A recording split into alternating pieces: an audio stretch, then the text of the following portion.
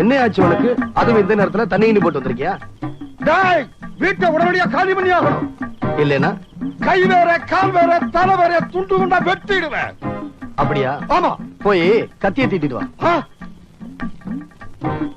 இப்ப பார். டேய் மாணிக்கா, டேய் உன்னை என்ன பண்றேன் பாரு. டேய் டேய், இன்னைக்கு உன்னை பார்த்து கலச்சிடுறேன். எங்கடா மாணிக்கம், எங்கடா உன் காலு? பெரியவரே, என்னென்ன பைத்தியக்காரத்தான்? எந்திரிங்க. அட வீட்டுக்காரர் எந்திரிங்க, சொன்னா கேளுங்க. எந்திரிங்க. மாணிக்கா, கல்யாண வயசுல எனக்கு 5 பொண்ணுங்க இருக்காங்க. வீட்டு மேல ஏகப்பட்ட கடனை வாங்கிட்டேன். உன்னை வீட்டை விட்டு காலி பண்ணா ஒரு அம்மா 50,000 ரூபாய் பணம் தர்றேன்னு சொன்னாங்கப்பா. ஒரு அம்மா? சரி சரி, புரிஞ்சு போச்சு. மாணிக்கா, நீ மனசு வச்சாதான் என் பொண்ணுங்க கல்யாணமே நடக்கு. இத முதல்லயே சொல்லியிருந்தா இந்நேரம் கல்யாணமே நடந்திருக்கும். எந்திரிங்க. தம்பி, முதல்ல அந்த அம்மா கிட்ட போய் 50,000 கறந்துக்க.